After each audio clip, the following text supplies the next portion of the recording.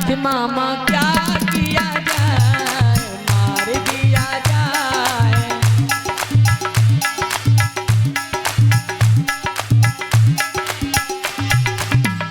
मामा याद कर आज से 20 साल पहले क्या हुआ था। इसी तरह से कोई अबला गिड़गिड़ा रही थी, भैया मुझे माफ कर दो भैया, मुझे मत मारो भैया। याद आ रहा है? ओ तूने मेरी माँ को सताया था, खौफ तेरे हृदय में न आया था।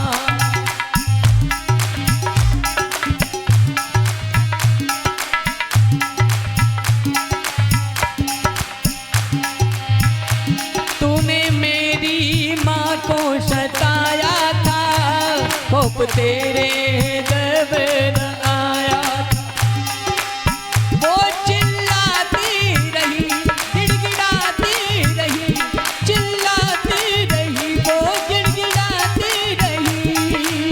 पापी तेरे साथ क्या किया जाए, मार दिया जाए या गाड़ दिया जाए।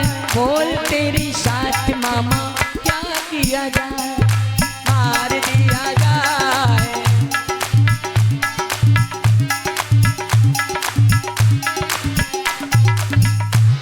बोल कन्हैया लाल की।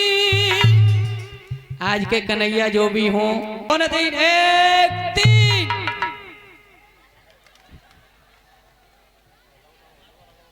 लॉकडाउन लग गए तो भैया का हमारे गले में तो जंग आए गई 2 साल में, अब खुल पाओ है। 3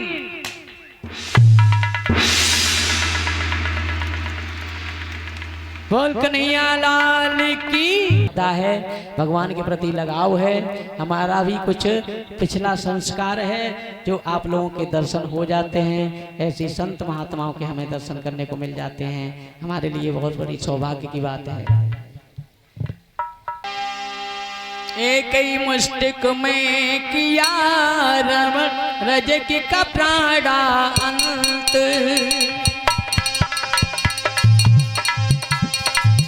एक घूसे में उस धोबी का प्राणांत कर दिया।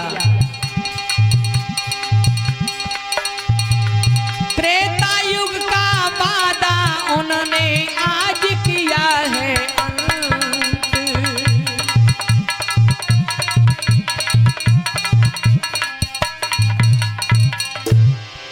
धोबी का प्राणांत कर दिया भैया। परीक्षित कहने लगे धोबी को मारा क्यों था कन्हैया ने। सुखदेव बोले, हे राजन परीक्षित, त्रेता युग में दोबारा जब सीता को वनवास हुआ था तो धोबी के ही कारण हुआ था। इसलिए हुआ था 14 वर्ष वन में बिताने के बाद में जब राम आए हैं अयोध्या में तो सभी सीता को देखने के लिए नारियां आने लगी हैं नगर की।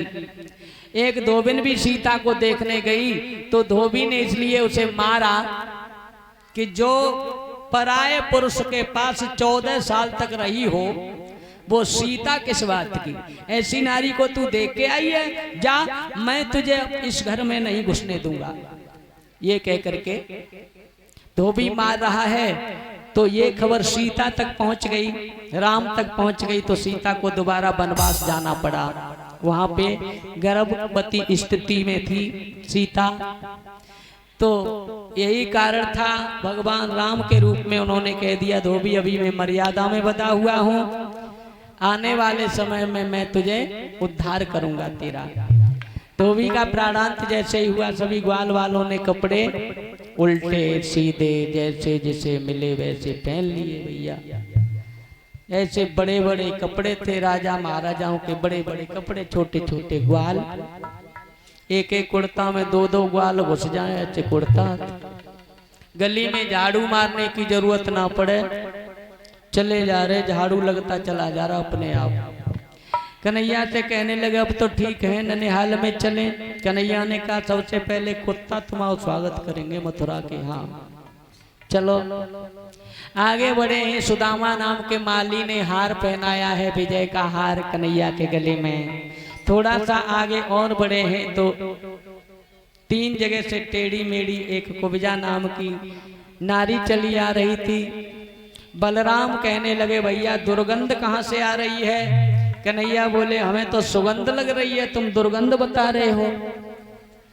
बलराम से कन्हैया ने पूछा भैया इजाजत हो तो इससे दो बातें कर लें। बलराम ने कहा हम तो जाके हाथ को छुओ बहुत चनऊ न खावे और तू बातें करने की बात कर रो जा। लेकिन एक बात यहाँ रखना, ये वृंदावन नहीं है मथुरा है। हाँ इल्जाम लगा देगा हर कोई हाल। कन्हैया ने कहा मैं समझदारी से काम करूंगा। कुब्जा के पास जाकर के उसकी प्रशंसा करते हुए कन्हैया कहने लगे कहाँ जा रही हो सुंदरी? लेकिन कुब्जा को ऐसा लगा कि किसी ने जले पे नमक लगा दिया हो।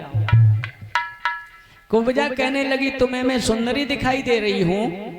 कोई मुझसे कुब्जा कहता है, कोई कुबड़ी कहता है, अच्छी तरह से मुझे देखना नहीं चाहता, कोई मेरे हाथ का छुआ हुआ हर चीज अशुद्ध बताया जाता है और तुम्हें मैं सुंदरी लग रही हूँ। कन्हैया कहने लगे इतना कुछ अपमान होने के बावजूद भी जैसे गुस्सा ना आता हो वो सुंदर ही तो कहा जाएगा, जिसे क्रोध